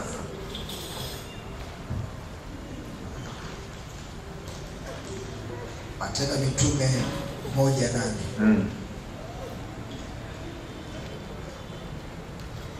Lakini mtapokea nguvu akiisha kuajilia juu yenu Roho Mtakatifu, nanyi mtakuwa mashahidi wangu katika Yerusalemu na katika Uyahudi wote na Samaria na hata mwisho wa nchi. Malizia kusoma Yohana 15 mstari wa 5. Tuone Bwana Yesu alikuwa anasemaje hapa. Yohana sura ya 15 mstari wa 5. Ndio.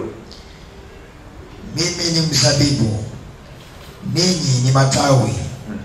Akaaye ndani yangu, nami ndani yake, huyo huzaa sana. Yes. Maana pasipo mimi ninyi hamwezi kufanya neno lolote. Yes. Ila Roho Mtakatifu huwezi kufanya lolote. Utajidanganya, utahangaika, huwezi kufikia kwenye kiwango, kwenye utimilifu hufiki, kwa sababu hakuna nguvu. Bila mimi ninyi hamwezi. Kumbuka Yesu alisema hivi, sitawaacha yatima, naja kwenu. Kwa hiyo kupitia Roho Mtakatifu, Yesu mwenyewe akiwa na Roho Mtakatifu baada ya kufa, Yesu akarudi mbinguni, akakaa mkono wa kuume wa Bwana. Alisema nakwenda kuwaandalieni makao. Si mnajua jamani? Mnajua hilo neno nakwenda kuandalieni makao. Sasa anachosema hapa ni kwamba Roho Mtakatifu ataandamana na yeye Mwana pamoja na Baba, wote watakuja kufanya makao ndani yenu. Anasema bila mimi nyinyi hamwezi neno lolote. Mtakuwa mnajaribu tu, mtakosea, hamfiki kwenye utimilifu. Bila mimi nyinyi hamwezi. Bwana Yesu asifiwe. Ukumbuke kwamba Roho Mtakatifu ndio anayetuwezesha. Yeye ndio nguvu isiyoshindwa. Bwana Yesu asifiwe.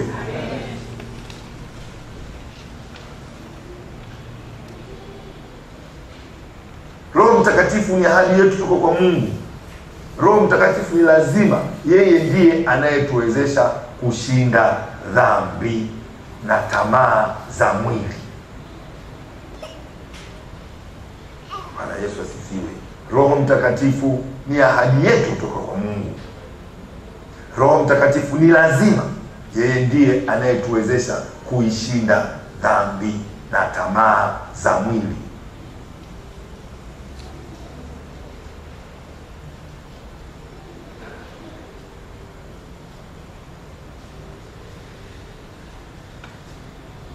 Haraka tutakwenda kwa robo saa, tutakwenda haraka majina ya Roho Mtakatifu ambayo yanaelezea pia kazi zake. Bwana Yesu asifiwe. Baadhi ya vitu ambavyo Roho Mtakatifu hufananishwa navyo au ni kazi za Roho Mtakatifu kwenye mabano ukitaka. Baadhi ya vitu ambavyo Roho Mtakatifu hufananishwa navyo. Kwanza kabisa anaitwa maji. Tumejifunza hata juzi, tumesema kiu ni kiu ya maji, na kiu ya maji ni kiu ya Roho Mtakatifu. Bwana Yesu asifiwe. Kwa hiyo Roho Mtakatifu anaitwa maji. Kwa maneno mengine, Roho Mtakatifu ni maji yakatayo kiu. Andika.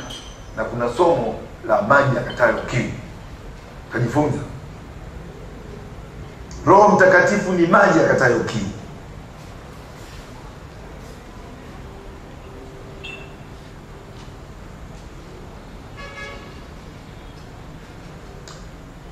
Maji kweli yanakata kiu. Bwana Yesu asifiwe. Mwanadamu anahitaji maji katika maisha yake. Kama tunavyomhitaji Roho Mtakatifu, ni vivyo hivyo unavyohitaji maji ndivyo unavyohitaji Roho Mtakatifu. Maana bila maji hatuwezi kuishi. Maji yanasafisha. Yanasafisha nguo. Yanasafisha vyombo. Tunapigia deki. Sisi wenyewe tukakujisafisha, tunajisafisha kwa maji. Bwana Yesu asifiwe. Tunajisafisha kwa maji. tunahitaji maji sana kwenye maisha yetu. Kwa hiyo maji yanaleta usafi. Roho Mtakatifu ndiye analeta usafi ndani ya mwili wa mwanadamu, kwenye maisha ya mwanadamu. Unakumbuka uchafu ule ambao shetani kauingiza ndani? Aliusoma matendo ya mwili. Matendo ya mwilini, unakumbuka Galatia 5:19. Ule uchafu wote ule, yeye ndiye anayekuja kusafisha. Analeta usafi. Ndio maana tunasema hivi kwamba yeye anakata kiu za mwili. Bwana Yesu asifiwe. Sisi tuna kiu ya maji kunywa ili tupate kuishi kimwili, lakini kuna kiu za mwilini zinazotufanyia tuwe wachafu, tuwe na dhambi. Hizi zinaondolewa kwa Roho Mtakatifu. Roho Mtakatifu ni sawa sawa na maji. Jamani, naeleweka? Lakini ukinywa maji, kiu inakatika kweli. Kwa hiyo Roho Mtakatifu akiingia ndani yako analeta usafi, anafagia uchafu ule, kiu za kusengenya, si uwe sherati, amesema sijui wivu, sijui nini, kijicho, sijui kutosamehe, sijui nini, yote ile anasafisha. Bwana Yesu asifiwe. Lakini pia maji yanatufanya tuwe na nguvu. Maana ukiwa umechoka unatamani ukaoge. Tena wakati mwingine ninashangaa tu kile unaoga maji ya moto, mimi naoga baridi. Maji baridi yale, baridi sana yale. Ukioga maji baridi, hata ukioga ya moto, bado ukimaliza pale ukijifuta unajisikia una nguvu, unasema sasa nina nguvu. Kuna chakula hapo, leteni chakula tule. Kwa hiyo kumbe maji yanatia nguvu. Roho Mtakatifu anakutia nguvu ya kumshinda shetani, ya kuishinda dhambi. Bwana Yesu asifiwe. Kwa hiyo Roho Mtakatifu ni maji. Bwana Yesu asifiwe. Naenda haraka saa hizi. Kwa hiyo tamaa mbaya zote zinaondolewa na Roho Mtakatifu. Hebu soma mstari mmoja bwana, haidhuru mstari mmoja. Wakorintho wa kwanza 6:11. Wakorintho wa kwanza sura ya 6 mstari wa 11. Mstari wa 11. Na baadhi yenu mlikuwa watu wa namna hii, lakini mlioshwa, lakini mlitakaswa, lakini mlihesabiwa haki katika jina la Bwana Yesu Kristo na katika Roho wa Mungu wetu. Jamani, mmeelewa hapo? Au pagumu? Sio pagumu bwana. Sio pagumu. Zamani nyinyi mlikuwa wachafu. Zamani mlikuwa na tabia mbaya, mlikuwa na hulka mbaya. Lakini anasema hivi, baadhi yenu mlikuwa watu wa namna hiyo, lakini mlioshwa, mkatakaswa, mkahesabiwa haki. Tunajua kuhesabiwa haki sasa, si ndio? Mkahesabiwa haki katika Kristo na kwa Roho wa Mungu. Yeye ndo kafanywa sasa, mmesafishwa sasa, mna nguvu, mmekuwa tofauti, mmefanyika viumbe vipya. Bwana Yesu asifiwe. Andika kwenye notes zako. Kwenye notes zako andika Ezekiel 36:25 na 26. Ezekiel 36 mstari 25 mpaka 26. Alafu andika Yohana 4:14. Yohana 4:14. Jamani, juzi tu ule mama Msamaria tulikuwa tunahubiri hapa. Yule mama Msamaria alikutana na Yesu kwenye kisima, kama unakumbuka vizuri. Akamwambia, maji unayokunywa utasikia kiu tena, lakini maji nitakayokupa mimi, maji haya hutasikia kiu tena. Itafanyika kuwa chemchemu ya kisima kibubujikacho kutoka ndani yako. Bwana Yesu asifiwe. Unakumbuka juzi Tumejifunza hiyo. Au ingine kama msikilizaji hamjibu si kama kuwepo ano.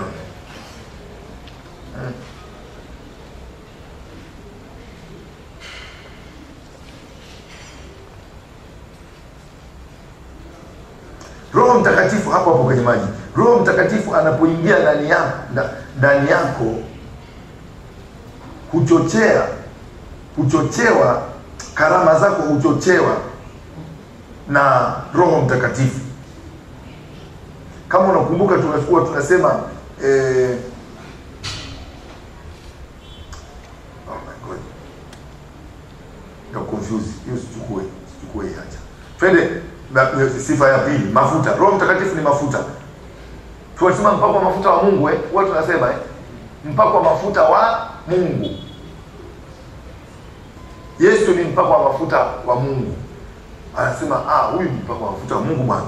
Usiguse bwana. Usiguse huyu. Mafuta hapo kale alitumika kupaka juu ya vichwa vya watu walioteuliwa, ikiwa ni ishara ya kuwatenga na kuwapa nguvu ya kutenda huduma fulani ya Mungu. Nakumbuka Daudi, Samuel kwenda na kibuyu chake cha mafuta, aenda kumpaka mafuta, kaambiwa wewe nenda kwa mzee Yese, utakuta kijana mmoja utampaka mafuta, au atakuwa mfalme.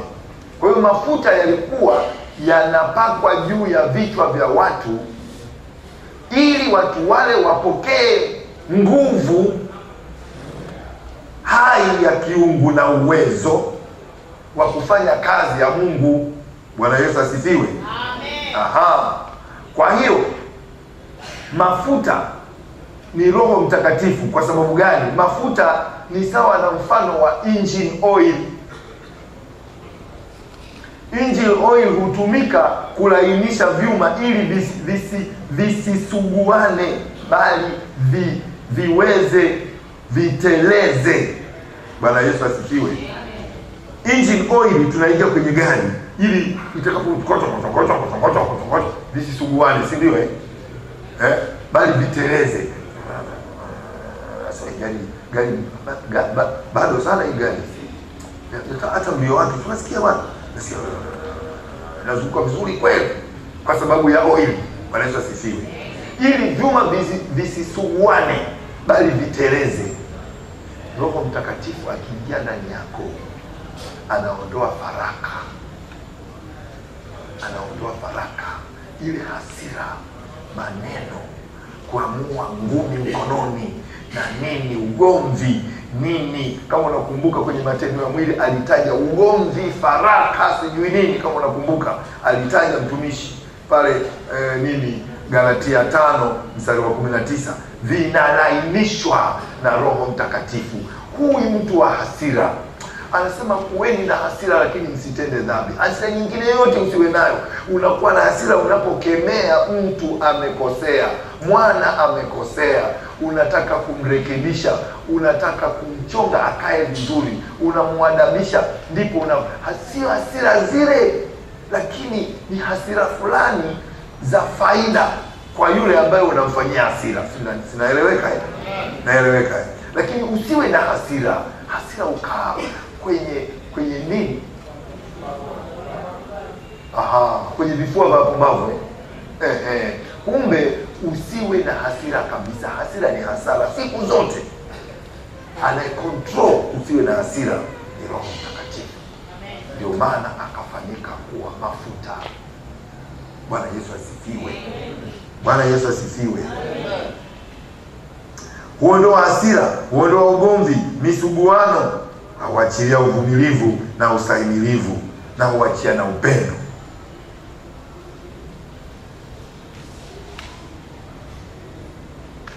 Mpakwa mafuta, amepakwa mafuta. Lakini mafuta pia hulinda mitambo na kufanya injini iwe hai, si ndio? Inalinda mitambo na kufanya injini iwe hai. Unapokea ile neema iokoayo inayokupa nguvu ya kushinda maovu.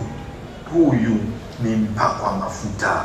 Ina maana ndani yake kuna uwezo fulani wa kipekee ambao unamfanya ahubiri neno, inamfanya afanyike kuwa barua, kwamba watu wakimtizama yeye anafanyika kuwa shuhuda. Mtu huyu ni mpakwa mafuta wa Mungu, akinena mafuta mabichi yako ndani yake. Amepakwa mafuta mabichi ya kumfanya aweze kunena neno la Mungu katika ustahimilivu wake, katika ukweli wake. Bwana Yesu asifiwe. Matumizi ya mafuta baadaye yalipanuka, na sasa Biblia inasema wote waliompokea Roho Mtakatifu kuwa wamepakwa mafuta. Bwana Yesu asifiwe. Wote waliompokea Roho Mtakatifu wamepakwa mafuta sasa, kwa sababu faraka hamna. Wamepewa uwezo wa kuhubiri neno, wa kutenda matendo ya Mungu. Nasema mafuta mabichi. Yohana, waraka wa kwanza Yohana 2:20 nasema, nanyi mmepakwa mafuta na yeye. Halafu Yohana wa kwanza 2:27 nasema, nanyi mafuta yake mliyopata kwake yamekaa ndani yenu. Au tusome Luka 4:18. Yesu kabla hajaanza huduma alisoma kitabu cha Isaya. Hebu soma 4:18. Roho wa Bwana yu juu yangu, kwa maana amenitia mafuta kuwahubiri maskini habari njema. Amenitia mafuta, amenitia nguvu. Roho wa Bwana yu ndani yangu, amenitia mafuta, amenitia nguvu na uwezo wa kuhubiria maskini. Bwana Yesu asifiwe. Still 2 minutes. Okay. Jina lingine ni moto. Roho Mtakatifu ni moto. Tuliona katika Kutoka 13 mstari wa 12 mpaka 22. Kutoka 13 mstari wa 12 mpaka 22. Bwana akawatangulia mchana ndani ya wingu na usiku ndani ya moto. Bwana Yesu asifiwe. Kwa nini Mungu alichagua moto? Moto unaunguza. Unapokuwa na shamba lako, zile nyasi chafu zile unazikusanya mahali pamoja, unazipiga moto, si ndio? Unazipiga moto. Kwa hiyo moto unaunguza, moto unachoma. Kwa hiyo Roho Mtakatifu anapoingia ndani yako, anachoma zile tamaa, zile tabia zako chafu ndani yako, zinachoma. Zilikuwa zinasafishwa, lakini unaweza ukasafisha shamba lako, ukasafisha kama na reki unasafisha, alafu unaweka rundo hapa na kuna rundo lingine, alafu unapiga moto. Bwana Yesu asifiwe. Akiingia ndani yako ni moto wa kuotea mbali, maana anachoma ule uchafu wote. Bwana Yesu asifiwe. Roho Mtakatifu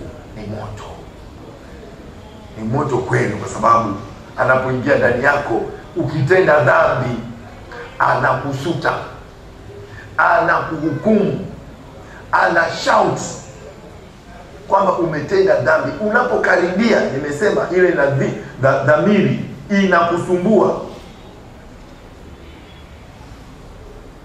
anateketeza zile kiu zote na tabia zisizo takatifu, anaondoa na kuchoma taka shambani. Moto huleta mwanga na nuru. Kumbe moto pia unaleta mwanga na nuru. Bwana Yesu asifiwe. Roho Mtakatifu hutupa mwanga na nuru. Yeye ajaye atabatiza kwa Roho Mtakatifu na moto. Kama unakumbuka, kulikuwa na ubatizo wa Roho Mtakatifu, ubatizo wa maji na wa Roho Mtakatifu. Bwana Yesu asifiwe. Mathayo 3:11 soma.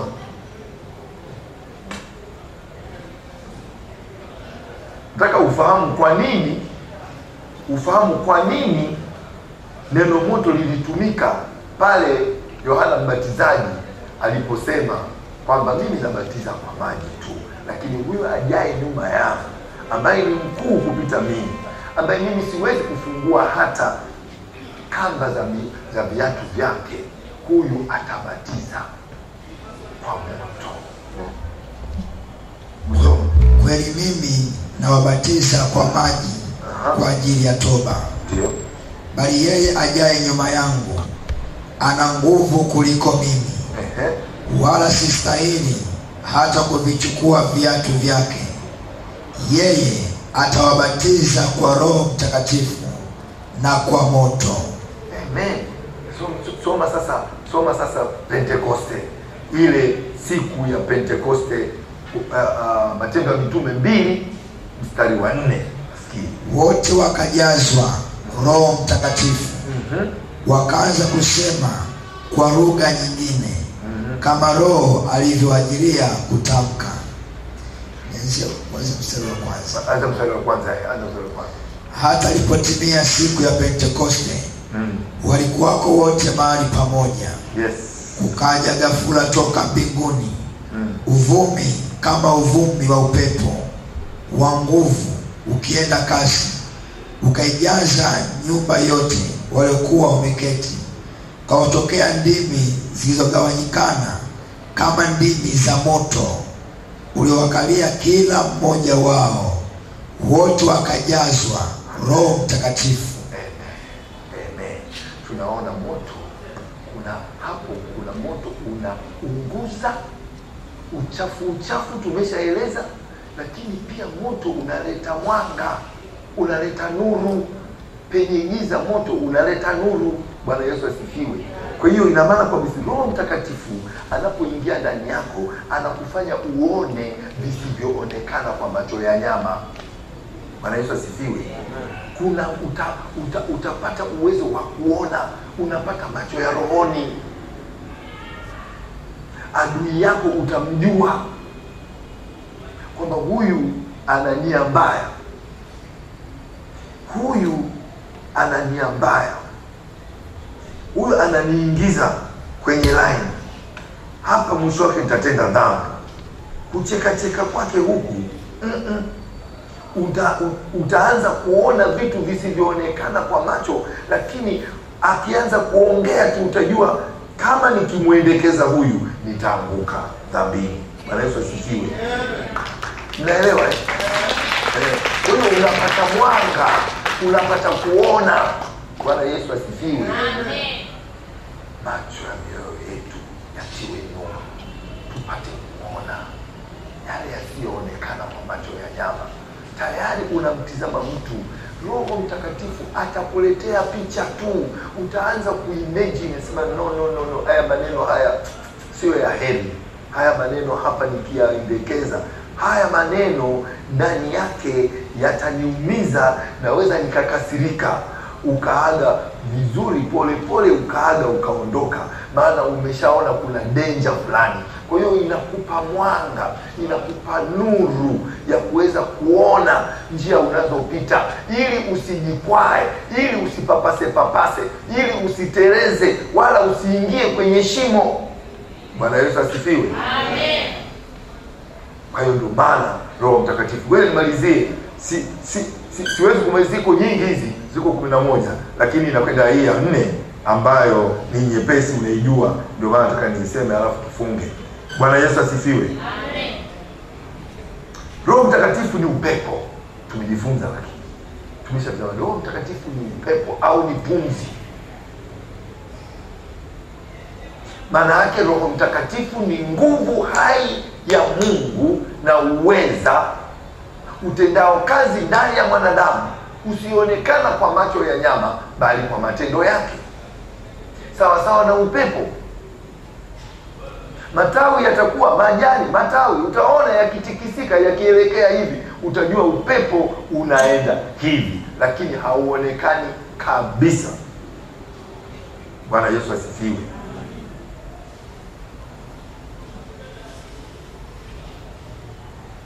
Hata Nikodemo pale aliambiwa kwamba wewe kwako huwezi kuona, ni kama upepo tu. Hebu soma ile ya Yohana 3 mstari ngapi? Yohana sura ya 3. Ni mstari wa 3.